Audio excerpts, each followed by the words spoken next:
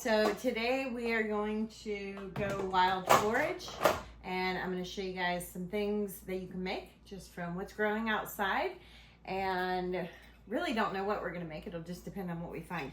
And then I'm going to reconstitute my oyster mushrooms and make a polenta, a vegan polenta herb. I should say plant-based. I'm not vegan because that movement follows like certain specifics, like no honey, no leather.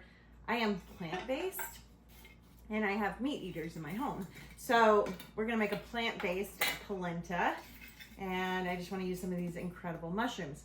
Once you start working with mushrooms, it's so addicting. I don't have any to harvest today and I'm just totally bummed, but that's why I've been putting some away when I have excess, because I can't have mushrooms for dinner tonight because we stored them up when they were plenty.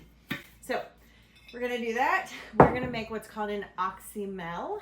And if you're new to that concept, I'll show you what that is. It's super simple. And then I wanna talk a little bit about some really concerning things going on with apple cider vinegar so that you can be aware, because it might be time to make our own. And on that note, the kitchen is especially dirty today. I've told you before, if I don't welcome you into my messy house, you'll never come in, because we live in this house full-time, homeschool, all the things. But the kitchen's gotten a little bit more out of control than normal. And I just filmed a master bedroom freshening up makeover. I hate to use the word makeover because that implies like you redecorate everything, but I did redecorate some things, freshened everything up. So I'm gonna give you guys a tour of our master bedroom soon. Lately, I have just felt really called to get our house in order. And for me, when I get that calling from the Lord to do something, like I'm really familiar with what that feeling is. Like I was called to homeschool my children when I was pregnant with my oldest son. I was a medical device rep. I had worked really hard to get into that industry, super competitive, loved my job, not living this simple life, homesteading, homeschooling at all. And so to get that calling, it was such a huge contrast from the life I had planned and was living. But I'm familiar when it's from the Lord, and so I'm like, sure, because good things come when we listen to those callings. I also shared that in August, summer of 2019, I got that calling again. I just felt the Lord saying, you need to get a house. We were living in our camper. We had travel plans. We had planned to keep living in our camper. And I told my husband we need to go look at houses, and we did. The second one we saw was this cabin. We were like, this is the one. And our thoughts were we would make it an Airbnb and keep traveling.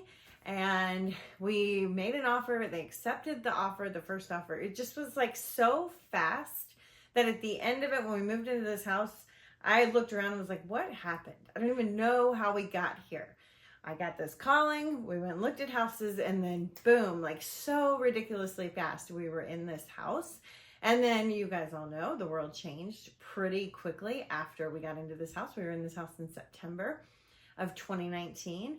And, you know, then it all made, and we actually left and went traveling again. And then it all made sense after 2020, because we wouldn't have been able to afford to live here. So it was just the Lord preparing us to have this home, which is such a huge blessing. So I don't ignore those callings because they are fruitful. So all that to say, sorry about my rambling, but the Lord's just put on my heart to get our house in order. So I'm chipping away at it, and I tend, and I've shared this, I shared our story before where we had lived really big and kind of keeping up with the Joneses, biggest property, boat, you know, we had to have all the nicest things. And it was very destructive to our souls personally. I don't think it's the case for everybody who lives a little bit more modern and likes to have really nice things, but for my husband and I, it was damaging to our soul and our experiences in this world.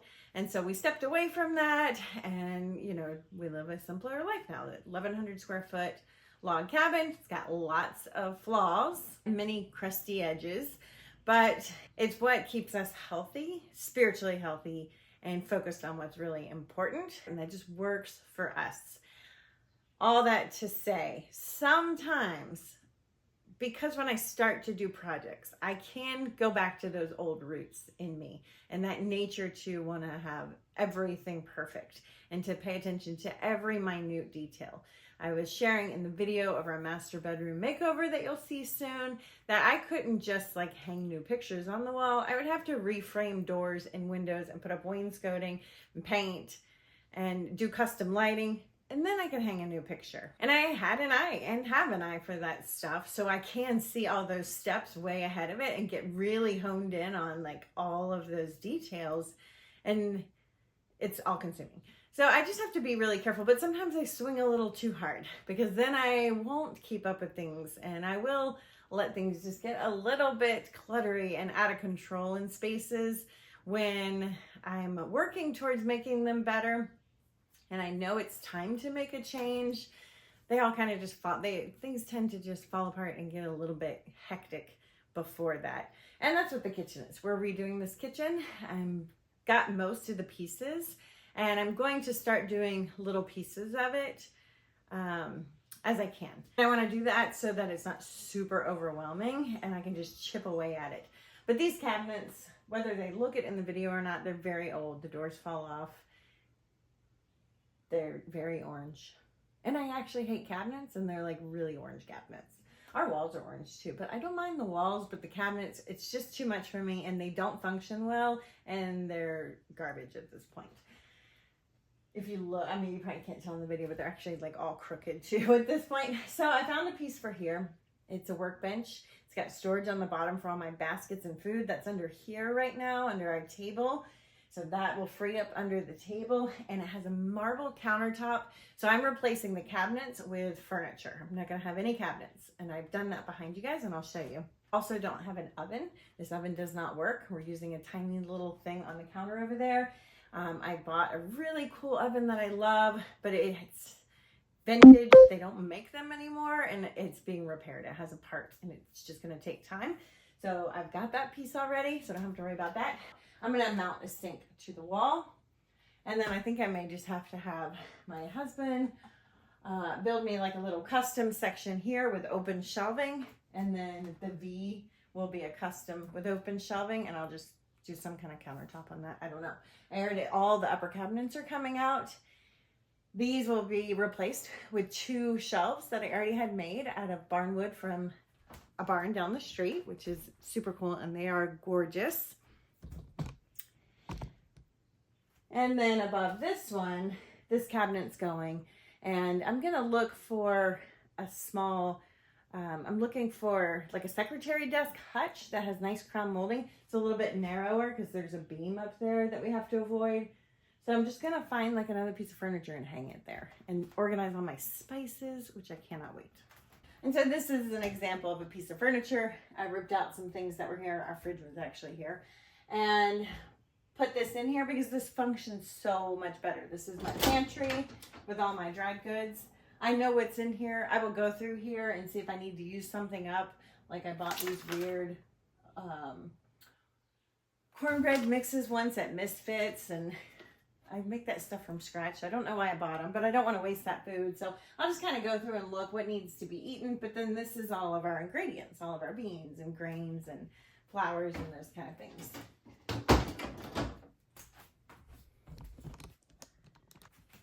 And then this is another example of a space we already made over. This was a hutch I found on Facebook Marketplace for nothing. It had a big, huge top to it, and I just said, you can keep it or I'll scrap it, and they took it apart for me. And then I put a butcher block on the top. I had actually already had this, and it matched perfectly. This was some old cabinets in our basement, so I painted those and had a friend build out the sides. And this just functions so much better than the cabinets that were here that were falling apart. I can put my bread machine, I can organize in these drawers that are smaller. I don't know, it just works so much better. I feel like this is so much more functional than the cabinets that were there. That just kind of limited how we could stay organized. Honestly, I have no idea why I went on that rant, other than to say, you guys come into my house and see the worst room in the house every video. It really is. I'm going to take you guys on a tour of our entire cabin. It's a fantastic cabin, so cozy. and you guys only see the worst room. But hopefully by the fall, you'll start to see some of these changes I've been talking about and just see the potential of decorating a kitchen with furniture instead of cabinets. I think that's important to know because cabinets are ridiculously expensive. Now, some of the pieces of furniture I've been finding are a little bit expensive, but if we were to do new cabinets in this kitchen and do real wood, it would be well over $25,000, and this kitchen is tiny. And I could go to IKEA and do it for maybe $8,000 to get cheap stuff. So I like this furniture idea. We'll be out the door with a few thousand in a really unique kitchen that functions well, and it won't ever need to be updated because we're going back in time with this kitchen and staying timeless. Okay, so what I'm doing is I'm gonna prepare the water. We're gonna harvest some salad. I shared on a reel. I've got a Salads Made Simple. I've got a Salads Made Simple reel series I just started. I've only done one so far, but this dressing, oh my gosh, it is so good. So you take tahini, and I like to use a raw tahini, and then you take a balsamic vinegar. I love Bona Fortuna, and this is an aged balsamic.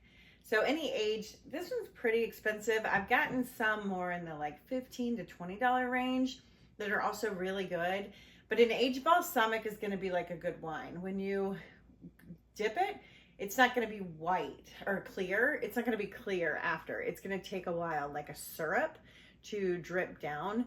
So you want something like that, and you mix them pretty much equal parts and stir it really well. And then I like to add just a drizzle of a really good olive oil. So I add that, you can leave it out. It just makes it smoother and helps with the acidity a little bit.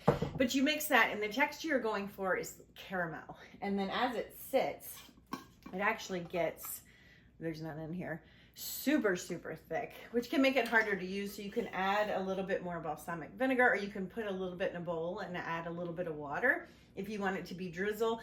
I just put it on like a paste and then mix everything in there. But guys, this stuff is so good and so healthy, and just minimal, simple ingredients. All that to say, I'm gonna harvest some lettuce. I'm on a rambling rampage today, and we're gonna put walnuts, freshly harvested blueberries, some red onion, and a little bit of vegan cheese in that recipe, and that'll be our salad for tonight. And again, you can leave this part out. I just found just a little bit, I don't know, just makes it so, it's like so gourmet. It's a very gourmet salad on a very like not gourmet budget. All right, so we're gonna do that when we're out there. I think I'll just take this.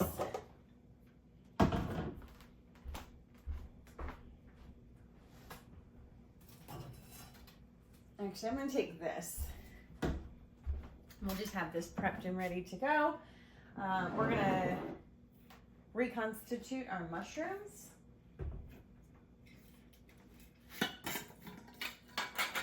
And when you make an Oxymel, and so I mentioned we're gonna make an Oxymel with whatever we find outside, and I'll talk more about that outside. But an Oxymel just means sweet and acidic together. It's a really old tradition of making natural medicines.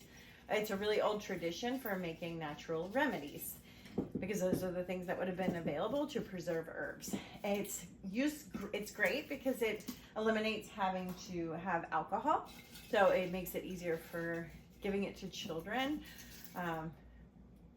which is nice for people who want to avoid alcohol completely. And it's also really great because it tastes good, so you can give it to kids in a situation where they need something and they're not going to be so resistant to it. Also, you can use it as dressing. So we can make dressings like this using our Oxymel and turn our salads into just a natural medicinal boost of goodness with things that we stored up while they were blooming.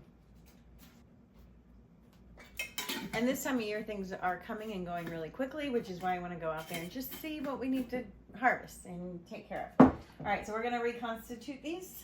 We're going to just soak them, and that's all you do. And then I will use this water as the base for my polenta. And the reason is we don't want to lose any of the amazing benefits that are going to come out of reconstituting these, because these are going to put off spores and liquids and things like that. So don't throw away your water, reuse it. Let's head outside. Actually, we need more baskets before we head outside. And if I'm a little flighty and tired today, I switched my routine and I'm going to the gym in the morning because our nights were just getting so busy. I need the nights to focus on the gardens and filming, and I just like to be outside. And then I wasn't coming in until like 9, and then trying to get dinner on the table at 9:30, and then getting really frustrated because who wants to make dinner at 9:30? And I will have prepped food like this, but then I would rush off to the gym and never finish it. And so I was trying to finish this like big project of stuff at 9 o'clock at night. It just wasn't working, but I'm also not adjusted to going to the gym that early. It's gonna take a minute. I'm happy about it. It's the right choice, but it will take a minute. All right, we're gonna take this basket and this basket. All right, before we go, we gotta do one really important thing.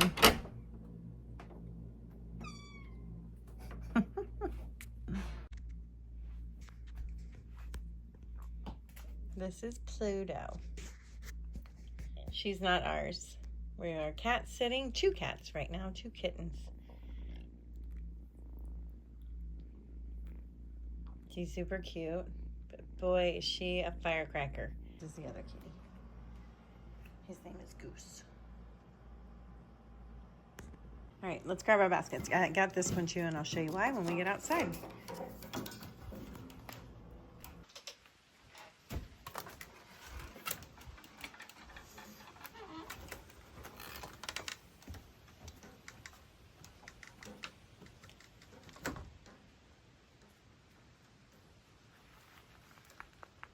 All right, blueberries are still coming in strong. I saw a bunch that need to be harvested. All back there. So we'll do that in a little bit. Look at this. That is a flower on my honey berry. So it's having a second flowering. That's exciting. Honeyberry is a bitter. Not bitter. Honeyberry is a sour berry. Doesn't get very sweet. Not here anyway. It might in other areas. But it's still great. I love them. All right. First things first. Today is a hot day for sure. Towers over here are warm. A lot of the cool weather crops need to come out. I actually noticed the other day this one bolted. It's okay, I'll juice it. But we don't want these Emiko cabbage to bolt. So we need to harvest and start using up a lot of this food. This tomato tower, I'm gonna make a video on should you prune tomatoes, because there's a lot of confusion around this topic, and I'll address that and like when you should and when you don't even bother. And it doesn't have anything to do with disease. These have disease. It has to do with the type of tomato they are and where you are at in the season. But look at these. It's incredible.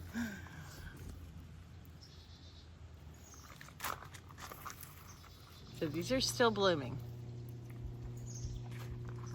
Oh, do you hear that? That's the sound of a tank that's almost empty.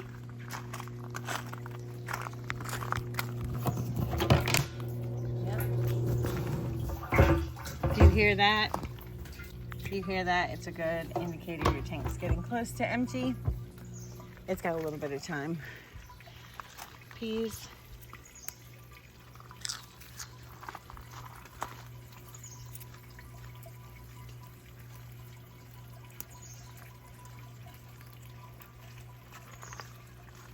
So what's really crazy, so we've got young towers and then more mature towers. But what's really crazy is all these towers got turned off. I actually cleaned up in here and separated them a little bit to make it easier to film and garden.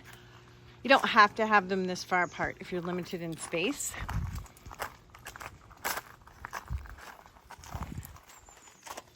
And they're about, I was trying to see how far apart they are. Anywhere from 2.5 to 4 feet apart at different spots. I just did that because it was getting where I felt like I couldn't work without being jammed up, and I couldn't get my camera to see things. But I came out here the other day after shopping for the kitchen stuff. I came home and all these towers had been unplugged and everything looked dead. I mean, dead. That's what a lot of this is. Some of it did die, the leaves. And then these endive were black. See how it's black right here? The whole things look black. And I thought for sure I've got these gorgeous ones that everything was a goner. And then they all came back and it's totally fine. There's like maybe 3 black leaves on here. That one has a little bit more. So don't panic. If that happens, just turn them back on and wait and they will recover. Unless it's been too long, unless it's like a really, really long time. But these look dead. What I'm doing right now is just checking on things. Taking inventory of what we have to eat. We've got a second run of, ooh, that's blowing. The lion's mane. Made a video on how to make crab cakes out of that. It was so good. I'm hoping to get a second run of the oysters soon. And actually, let's do something here. There's a link to the boom room, to where I buy all my mushroom stuff down in the description below with a 10% off coupon. If you get into mushrooms, it is, I don't know, it's something else. I thought herbs were fun. Herbs are cool. I thought wild foraging was fun. That's cool. Mushrooms, they are like next level. All right, so these are producing again. I'm just gonna cover this a little bit. We want nice moisture. And there's a second step. So we're gonna let them reproduce. And then we're gonna do something else so we get even more from them. But if you look right here, there's some trying to come out of the bag. So I'm gonna create a little slit. Oh, sorry, I moved you guys. And mushrooms will grow right out this little slit now. Let's put a slit here.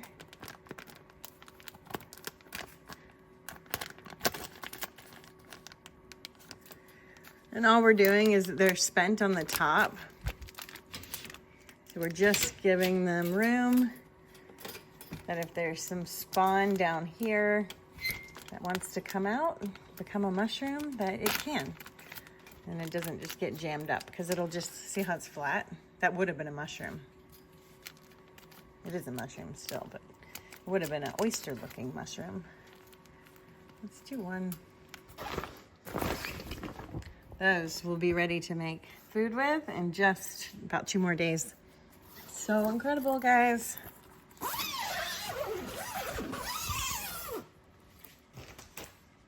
Here's our starts. We have lettuce. This had some fungal webbing, which is just part of, sometimes it happens. I don't really know why. If you're getting that, remove your dome immediately. It won't grow without the dome. And then I put hydrogen peroxide. I make a spray with 12% and like an aerosol spray bottle, one of those doTERRA ones. I can't find it right now. And that works. And you don't get it everywhere. I just happen to get it there. Ooh, this one's dry. All right. I do want to show you something. So these are just a bunch of starts. I don't even know what they are actually. Looks like some basil. Yeah, just a bunch of things. So the other day, I had this tray and everything came up except for these two. And what I did was I took my little dome. I've shared this in, actually I shared this in my seed starting course, and I'll link that below. It's free. You put this on it and you can create a little dome for that one little section that didn't sprout. These come with these trays and we don't use them except for this. So I did that. I didn't have another one cut and I was being really lazy. So I took this, and this one was not sprouted, and I just laid it like this over the top. And what happened was, and it's better now, but what happened was when I took the domes off, this one had sprouted and this one had sprouted. But if you notice, this one's super leggy because it didn't have any light. The leaves are smaller. Can you see that? The leaves are smaller. Sorry, the camera wants to go blurry. The leaves are smaller, more yellow. This one, super squatty, very strong stem, bigger leaves, more green to it. The seed casing was still attached. Not that that matters. And yeah, so that's the difference. It's the reason why. And in that seed starting course, I show you some videos, some basil, not on a heat mat, not under the light, just getting side light, and versus the ones I had on the heat mat with the dome started the way that I recommend.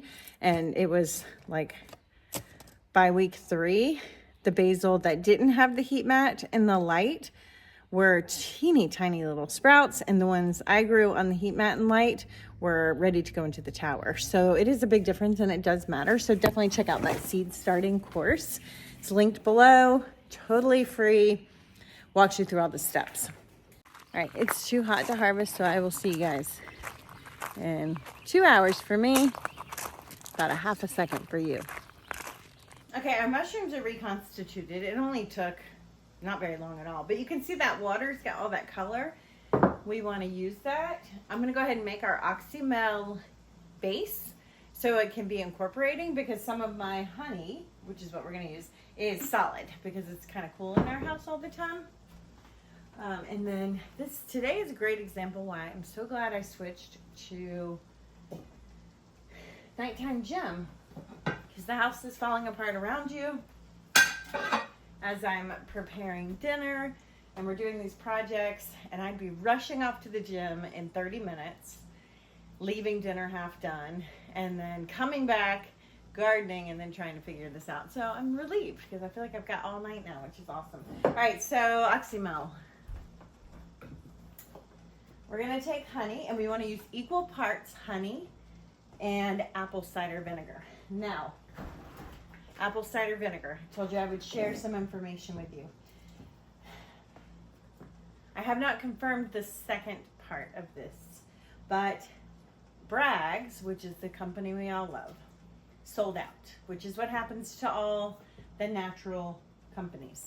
They get big, they have great products, they get bought up, the products change and become just toxic chemical waste, and they use green lighting, which is when they make it look like it still stayed the same, and they're relying on the foundation of the brand and the people used to it to think that it's still natural, but it is not. It's happened to a lot.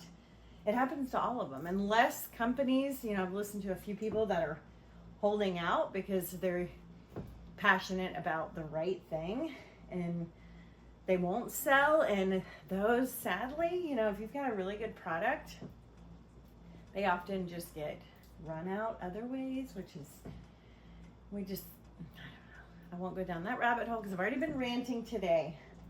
But the goal is not to provide natural, healthy things that help heal your body and nourish you. With Bragg's was bought. Bragg's was bought. You can look it up, who it was bought by. And that particular set of people in that company are connected to Gates, and Gates is pushing his new product, the APEEL, which will be allowed on both organic and non-organic. Mostly right now, lemons, apples, avocados. So apple cider vinegar is made with apples. Best plan moving forward. This is Azure brand, and it's raw, and I trust them, and I will also be making my own with fresh harvested apples once they come into season this fall. But just wanted to let you guys know about that. So I'm gonna eventually get this honey out of this jar. Had I taken this outside when it was hot, it would have softened. And the cool thing is the bees would have cleaned up my jar for me. That's a honey trick. If you ever need to clean honey out of something, do not wash it. Put it outside. Within an hour, it'll be licked clean as if you washed it in the sink with soap. It's incredible. I raised bees for honey. I'm gonna do it again here. Probably next spring. Got big plans for our homestead. Ah, one of my mushrooms. Bees, possibly dairy goats, or not goats, dairy sheep. And continuing to grow as much as possible because of all the food changes that are happening. Okay. And honestly, guys, this food is better when you get used to it. If it's just watching a video, it grows on you. Like, you will crave once you start to practice doing this kind of stuff. You'll miss it when you're not doing it, and that's the cool part. You know you're there when you get to that point. For a while, it's scary and awkward, and then it's not. Just say, if you're on a journey, just keep going down the journey. If you're brand new, it takes time. I know some people can just rip off the Band-Aid and change their life completely. And for most of us, it's a process. It's moving away. Like me going to the gym in the morning, that's going to be really hard for me for a while. But as I create new systems and new habits and I move away from the other ones, it gets easier and easier. All right, so we have equal parts honey to apple cider vinegar. We might need a little more vinegar, actually. It smells so good. Wow. I'll show you guys where I'm gonna put these in my new apothecary in my master bedroom. I'm gonna put this outside to heat up.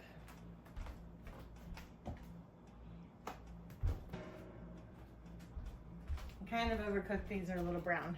These are Lion's Mane uncrab cakes. I made a YouTube on these and they turned out so good. I just want to make a little appetizer.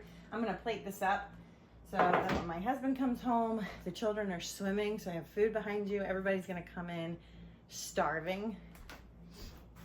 I just watched a video. There's a documentary on Netflix on mushrooms. Now, I don't align with this documentary in their beliefs on how to use them in some ways.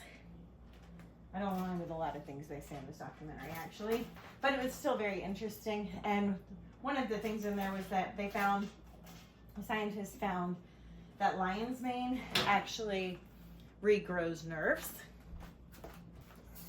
and is regenerative to the nervous system. So amazing to eat them. I'm going to be drying them. I'm growing a bunch of them in the boom box like I showed you guys. I'll be growing more. I've got several coming in so I can have several blocks, and dehydrating them and turn them to a powder to add to our coffee. I'm going to do that with a few of the different mushrooms just to add that benefit, because, you know, as we age, there's a lot of things in this environment that attack our nervous system. Alzheimer's disease is off the charts. And so I think it's a good one. If we've got a tool that is healthy to our nervous system, that we're constantly adding that into our diets. And that's the one cool thing with mushrooms. They are, and herbs. Mushrooms and herbs are super supportive of health, and they're also food. I need some crackers for this. I'll go to the basement and get some crackers. I don't feel like making any. I usually just do like a homemade cracker, but I don't want to do that right now. Okay, so here's what I do to feed my family. I put the food out.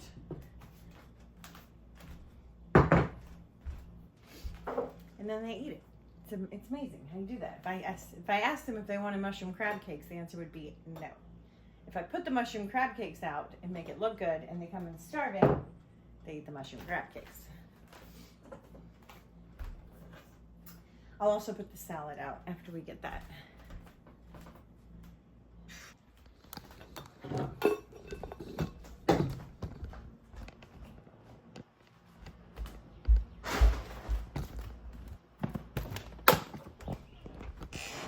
I just let the dog out. Oops, look at the turkey. Can you see it on the driveway?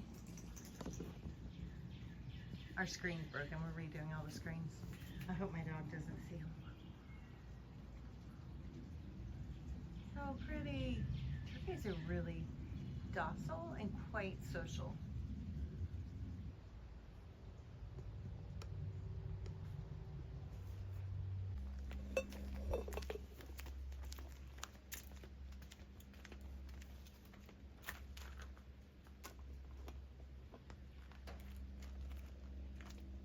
All right, our first herb is right here.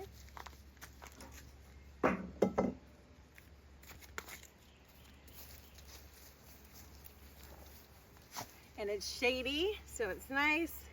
And we don't spray anything on our lawn, so it's okay to harvest here. So this is plantain. And plantain has different leaf structures. There's a narrow leaf and a broad leaf. They grow pretty much everywhere in the world.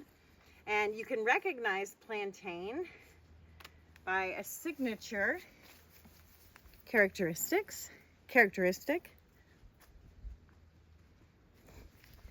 And it's these strings.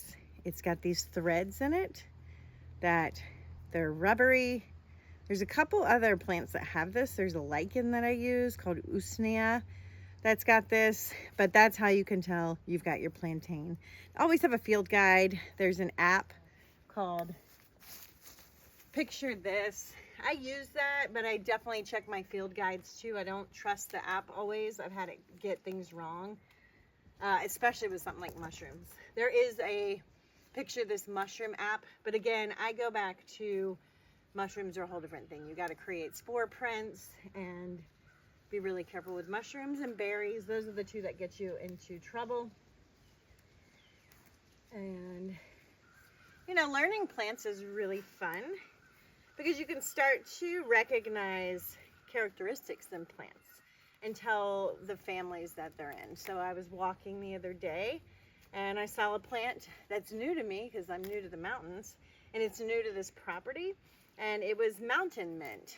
But walking, I was eating. Oh, my cat's licking the top of the bowl with the honey. It's covered. It's fine. I was immediately able to know that this plant was medicinal and something edible because I could tell what family it was in. It was in the peppermint family, and it turned out to be mountain mint. Amazing. I'm super excited to have this on the property and plan to do a lot with it. It's very good for, it's got camphor in it, so really good for opening up your congestion. But that's the cool thing with plants. So if you want to learn plants, I used to be in a Charlotte Mason co-op when my children were little, and we would teach them how to nature journal. And if things don't stick, like if you see something and then later you don't remember it, then that might be the best way to go. Take the plant, you're observing it. This one has pink on the stem, and we've got those fibers, and you can, you know, just all kinds of characteristics you can pay attention to with this, and then it kind of sets it in your brain. I love plants and have a relationship with plants, so once I see them, I just know what they are forever. So I don't have to. I was going to buy a journal the other day, and then I realized I'm going to do it for mushrooms. I do not have an understanding of mushrooms the way I would like. But I was going to buy a journal the other day and decided to just wait until I can do some mushroom hunting in the fall. And I'll do one then, because that is how I learn anyway. How I taught my children to learn things. We learn things by knowing them. Unless it's spelling, you could teach me spelling all day long. I've done so many spelling curriculums with my kids, I still can't spell. Plants, okay. All right, so this is how we harvest. There's a slug. This is why I don't grow lettuce in a soil garden. So I'm going to continue to harvest a whole basket full of this. I was going to harvest a few things, but the cleavers are gone. I wanted to do cleavers. I'm going to do the wild lettuce in a totally separate video. So, and I didn't feel like going into the woods or walking far. So we're just going to go with what we have. Focus on our plantain. You can do this with any herb you like. All we're doing is pulling out the medicinal properties just like we would if we were making a tincture. But instead of alcohol, we're preserving it in honey, raw honey. It needs to be raw honey. Honey from, be very careful with honey. I would try to find a local source that you trust, because honey is adulterated and has lots of bad things if it's coming from another country. I'm gonna take this hat off. So we're also going to add some of the green seed pods. They taste, it's really interesting, like mushrooms, but they are a little bit bitter, but you can add them, you can eat these. We're going to add a few to our tincture here. We're just pulling out all the beneficial properties of this plant and getting it to infuse into our honey and into our vinegar, and then we will use it. You can take spoonfuls of it if you need support. You can take it daily. You can add it to salad dressings, which is what I like to do. I also harvested a little bit of watercress because I had some. Watercress is also supportive of the skin. So together, I liked, if I'm going to do more than one herb, I theme them that way. What is their, what are they really beneficial at? Like their top thing, and keep those like-minded things together. Just seems to make sense to me, but do whatever you feel called to do. All right, so we didn't get a good mixture of this. It didn't. I'm gonna have to mix it by hand.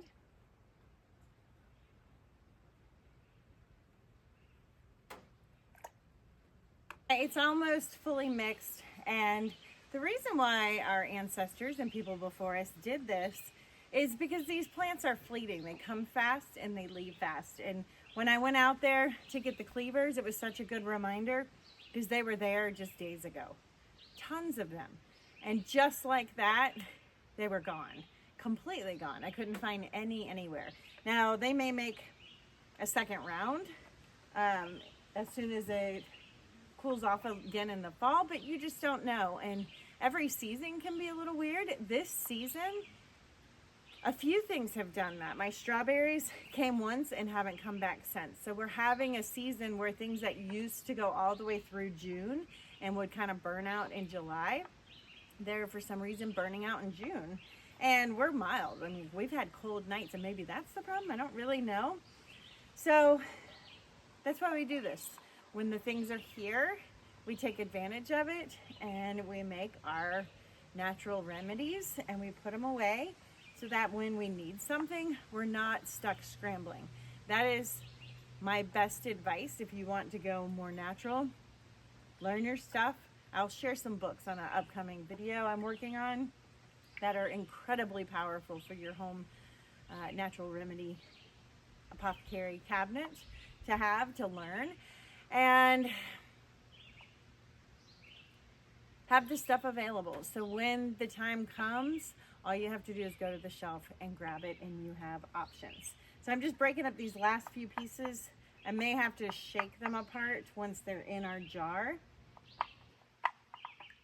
And that's okay too. They just crystallized, which real raw honey will do that if you're in a colder climate.